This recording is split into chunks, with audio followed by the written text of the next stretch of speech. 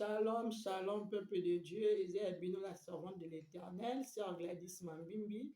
Tobondela, totika momo na maboko nzambe, tobondeli au nom puissant de Jésus-Christ de Nazareth.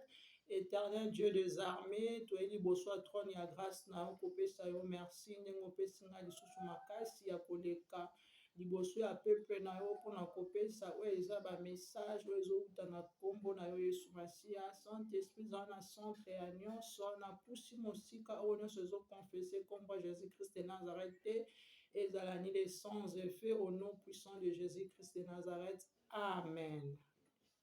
Amen. Peuple de Dieu, napesi bino mbote na nkombo na Yesu. Toye kotanga passage oyo mpona message oyo nazolobela lelo, nazolobela sur dépouillement. Oh Nzambe par la grâce, par sa grâce, Jésus-Christ ayaki koloba na ngai mpona dépouillement. Tozala na deux sujets. Sujet liboso eza bato basala dépouillement oyo bakonfesa te. Deuxième sujet na biso eza concernant bato oyo bazosala, bato baza déjà dépouillé mais bazosala ba hypocrisie mosusu na se ya dépouillement. Yango tokolobela lelo. Toye na passage oyo toza na Exode chapitre 33. Dépouillement bato bakanisaka ezala kaka na 1 Timothée chapitre 2 verset 9. Non. Dépouillement ebanda banda na Ancien Testament na Exode. Tout kaboulana au passage biblique oyo. Et la parole de Dieu au nom puissant de Jésus. Toza na Exode chapitre 33 verset 5 jusqu'à 6. J'ai la parole de Dieu. Éternel dit à Moïse, dit aux enfants d'Israël, vous étiez un peuple au cou royal. Si je monte un seul instant au milieu de toi, je te consumerai. Ôtez maintenant tes ornements de dessus toi, je ferai ce que je te ferai. Les enfants d'Israël, voilà tout comme à verset 6. Les enfants d'Israël se dépouillaient de leurs ornements en s'éloignant du montagne. Amen. Donc, passage de la biso dépouillement et bandit dans l'Ancien Testament, dans le Nouveau Testament. Dépouillement et bandit depuis l'Ancien Testament. Et moi, Jésus-Christ est pour le biso a été pour abolir la loi, mais il juste pour accomplir la loi. Yangoana. Nalobi makambo parce que Nzambe eke ko révéler ngango ezaki na année passée na année 2021. Nazaka déjà na kati ya dépouillement. Est-ce que na lobango na bandi dépouillement nanga na fin 2019 ezaki début mais ezaki vraiment te mais 2020 nde vraiment 2020 mobimba. Nzambe ya kosala nga grâce ya ko se dépouiller neloko moko na se dépouiller qui vraiment en tout cas presque na babiloko nyonso oyo bande ko glorifier Nzambe te. Nzambe ki ko orienter nga aussi ba directif mususu na babiloko na bande pe ko yeba te parce que tant bande ko lobela dépouillement tant na banzamba bande ko lobela nga. Na ko fongola parenthèse oyo côté oyo nazo lobela Nzambe ki ko lobela nga makambo ya dépouillement. Tant nga Nzambe na reçu message ya dépouillement nazaki pe na nini na réseaux sociaux te. Nazaki non na réseaux sociaux te tant on a accepté message ya dépouillement. Ezaki Saint-Esprit Nzambe bande ko melanga na nzela ya ba ange na nzela ya kolakisa nga ba message que oyo zo sala ezo glorifier kombo na nga te. Nzambe bande ko utiliser nga na banzela wana. Tant Nzambe ko permettre na koma na nini na téléphone ya réseaux sociaux nde na koma siko ko luka ba recherche ya makambo o Nzambe bande ko lobela nga na bandiko Nzambe pasale nga pe grâce na nzela bande ko mususu na kompe ko ka ba message yango o donc eloko bo Nzambe lobela nga eza vrai parce que Nzambe bande ko memela nga pe na ba passage biblique. Honnêtement na moni que na dépouiller na se dépouiller na nga na nyonso na donc suki na nga nakoki na nga kodefrize yango eza péché te. Bana nzambe mingi mpe batuna mutuna oyo eza péché kodefrize suki. Donc eloko nyonso to eza contre nature, oyo eza contre nature. Nzambe akela biso toza baafricain toza na suki na biso ezalaka mwa crépi, eza suki na biso ya baafricain. Soki ozwi yango deja ozwi defrisage tana odefrisage wana ndenge eswaka na mutu ekomi deja contre nature, eza deja okorige deja nzambe. Nzambe ayaki koyebisa nga biservante na nga sokolaka juste mutu na yo na shampoing. Yango nasokolaka mutu na nga na shampoing. Esili natiaka yango eloko te o natia yango demelan o boye non nadefriza yango te. Donc nzambe ayaki komema nga na badepouillement mpo nakende nango complètement nayeba vraiment nzambe azolobela nga nini na nzela ya badepouillement peuple de Dieu. Makambo oyo tozoloba yango touti otanga na Exode awa na 33 na chapitre 33 verset na biso 5 et 6. Bana ezalaki wana peut-être mwana nzambe mosusu akomituna yango. Prophétie par excellence, c'est la parole de Dieu. Prophétie par excellence eza Bible, eza parole ya nzambe. Yango nzambe ntango ozoya na message liboso ya nzambe nalingaka référence biblique po esunga peuple ya nzambe. Mutu mosusu aza nanu bébé spirituel, mutu mosusu azocomprendre, mutu mosusu mpe deja asambelaka na ye makotaka badoute. Awa ezalaki bana ya Israel nzambe biso bango balongola baornement. Ezalaki ntango bana ya Israel basengaki balingi te nzambe alobela bango na intermédiaire ya Moïse, bango mo bakee koyoka nzambe. Yango nzambe asengai bango baseloigner, basedépouiller na baornement nyonso tu oyo bazalaki nango. Ezolobela biso eloko eza souillé ekota eke liboso ya nzambe te. Soki oyebi kozala babiloko ezoesouye yo omona bokonzi ya likolo te, bose repentir. Repentance eza mpona bavivant, eza mpona bamort te. Nga depuis nzambe asalanga grâce alongolanga babiloko wana nyonso nazwa pendo nzembo ale moloto ayemba kimia na motema. Depuis na accepta message oyo nazwa kimia na motema. Non nazwa vraiment kimia ko o mokili koopesa ngo mutu te. Ntango nalongoli message oyo bolanda parti oyo yo mutu oza deja na kati ya dépouillement. Révélation oyo eza na bato baza deja na kati ya dépouillement yango nde nzambe ayaki kolobela nga mpo na bango. Nazalaki deja na kati ya dépouillement mais nazalaki na baréclamation. Donc soki oza na kati ya dépouillement osala confession te, yebaka ke oza toujours na baréclamation. Babiloko oyo etilizaka. Nga nzambe amemanga na ngolu na ye akotisa ngai jeune ayaka kopesa nga référence biblique Néhémie chapitre 9. So botangi Néhémie chapitre 9 bokomona ndenge bana Israël basalaki jeune ya confession. Elobela jeune ya confession parce que internet eza ngonga. Nzambe amemanga nango akotisa nga jeune ya confession ya par sa grâce ya code ya matricule ya voiture. Ndenge nzambe amemelaka nango ezalaka jeune na 7 jours. Donc nga nayeba même pas que matricule na biso agabo ezalaka na 7 chiffres. Nzambe ntango ayebisi nga bima na nzela mona matricule voiture ezotambola tala matricule nango na bima na nzela na tala matricule ya voiture ezotambola. Na place spirituelle elobi makambo ebele mutu aza na kati ya bonzambe oyo ayebi spirituel te ayeba makambo nini na oloba. Na bima na tala matricule ya voiture na tanga ba chiffre. Nzambe asinga botangi ba chiffre eza wana eza combien? Na eza 7. Osala mabondeli ya 7 jours. Nasalaka jeune wana ya 7 jours. Nzambe akomomemanga na confession. Akomomemanga na confession. Nzambe akomoloba na nga tala bota diable azo réclamer on eloko. Ta biloko ngo na utiliser yango lisu te. Natika na tumba na bwaka na tika. Mais nazaki toujours réclamer kati na biloko wana. Na ba mèche biloko tu. Tango esila na nzambe esinga bina esuki bongo te ma servante. Na lingi te diable ya ko réclamer yo.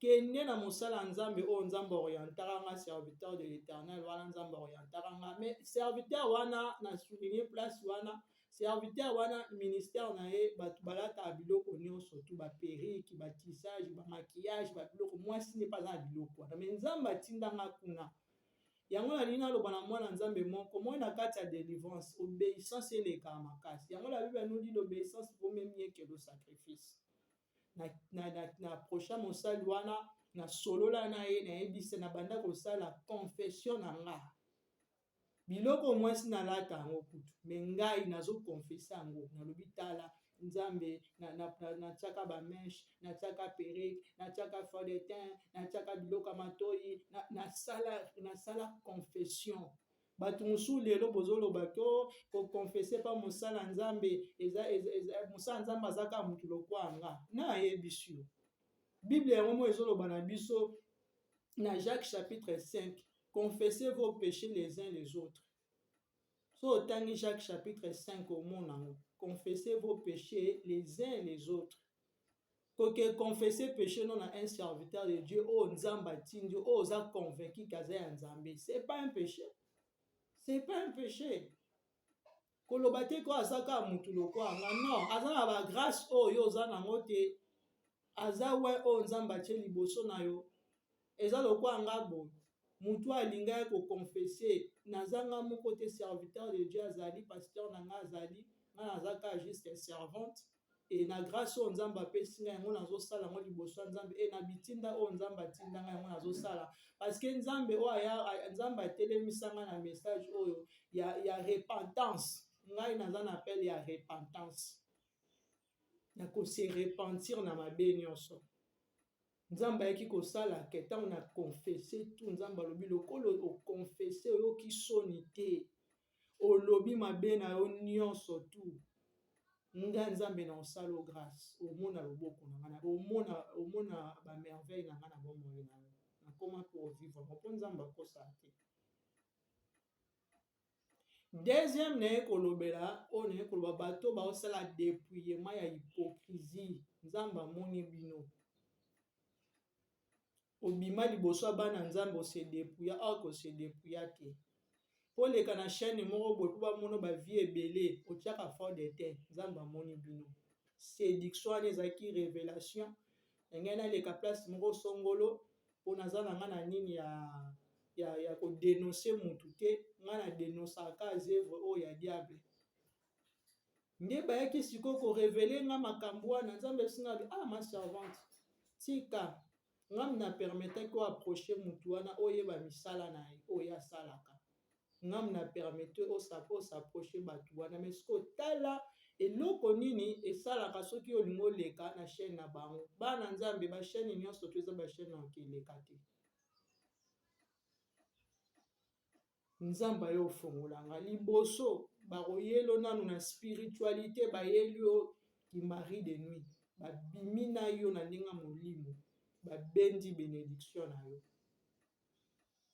Deuxièmement ntango bamoni wana bakoki ngai te na eloko wana bakoki nga te mpo naleka kuna bayelaki nga sikoyo na bafille wana basina kolobaka basirene bapo bazalaki bana basi bafille wana bayaki me ntango molimo mosantu soki eloba no oyebaki o nzambe moto aoloba na nga soki mauvais esprit ezoloba no oyebaki oyo eza mauvais esprit moto eloba na nga baya babandi koconvaincre nga yo ozotombwama te parce que yo olingi kaka korespecte mibeko nyonso ya nzambe na bino wana babi mibeko nini babi yo oyebi toza ya kolala ti bandeko no oyo baleka komona bango wana base dépouilla ndenge yo oza boye bayebisinga moi ndenge yo oza boye oyo balekaka batiaka bafond de teint fond de teint nde yango ebendelaka bango makambo ebendela bango bato parce que ntango deja batie fond de teint baza deya na sini na biso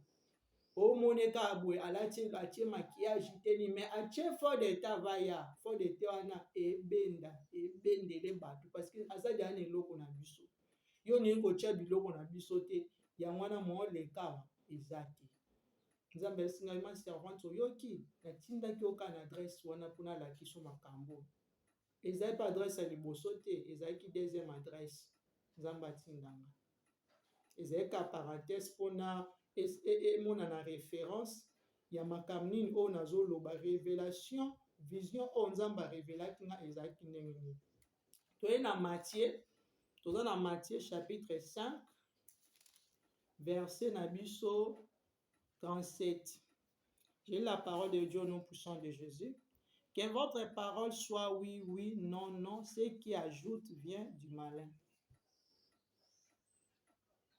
Quand on dit ma message à dépouillement, parole nous faut la oui, oui. Ce qu'on boya dépouillement, vanda na non. Pourquoi on dit déjà dépouillement, mais au sala babilo soit en cachette. Nzamba moni bino, faut se repentir. Yango na on banzamba benga na appel à repentance. Faut se repentir. Faut se repentir sincèrement na makambo na bino bo sala. Faut se repentir. Et là, on esa bino bo gagner nyonso, bo gagner gloire, bo gagner élévation, bo gagner nini na banzela mo boya mabe. O lobi am na bino ekozika. Bien aimé dans le Seigneur. Eza mutu musuku tu banda bota ma vivre ne bonheur kini lokote a vivre aka passe likolo a passe.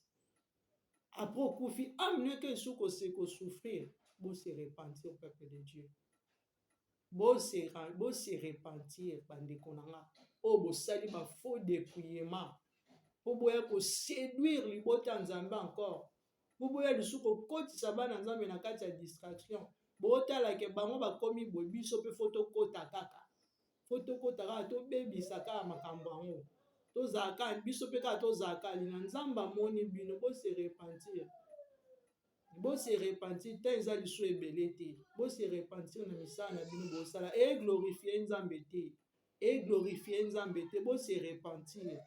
Repentance ezaka pona ba vivant, repentance eza pona ba mort te.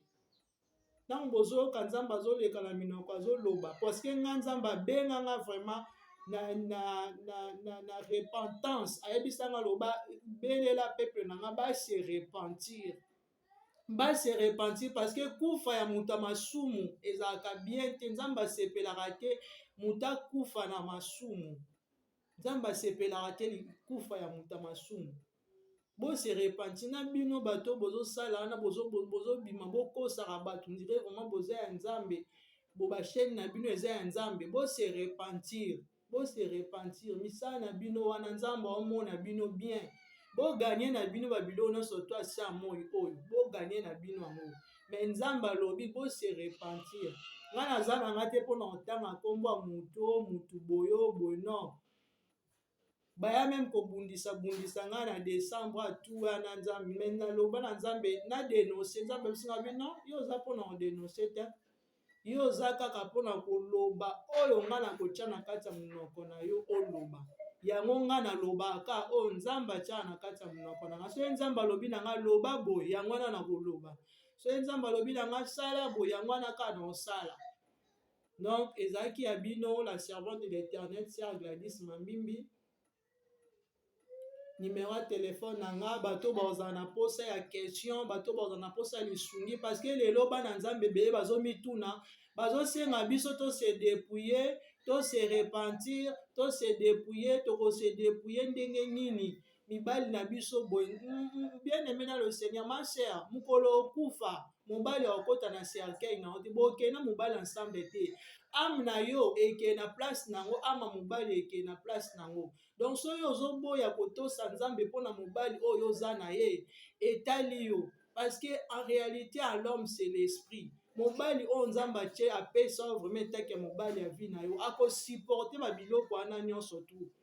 Batu ba sœur ebele mibali ba mona bango salité na moment dépouillement parce que bazoye ba ko se entretenir banzoto na bango te. Amona ka tellement commis déjà na dépouillement a commis déjà boye donc a commis tika na lolenge na nyonso o azana posa conseil concernant souki ndenge dépouillement concernant ndenge ni a entretenir pona ye ndenge a kozala na moment o ya dépouillement o nzamba kote na kati nouvelle vie o nzamba memie na kati. Numéro na ngeza o po ozana posa asala nini prière na ya confession serviteur de l'Éternel azawana pasteur Azali. Numéro na nga ya téléphone yango yo eza plus 241 62 85 13 65 et 75 o ba benga 75 na suka. Donc plus 241 62 85 13 75. Ezalaki ya bino servant de l'éternel sœur Gladys Mambimbi. Tobandaki na Nzambe alpha pe tosuki na ye oméga. J'ai ainsi prié, j'ai dit gloire et louange à toi Seigneur Jésus-Christ de Nazareth. Amen. Tokutani à la prochaine par la grâce de Dieu.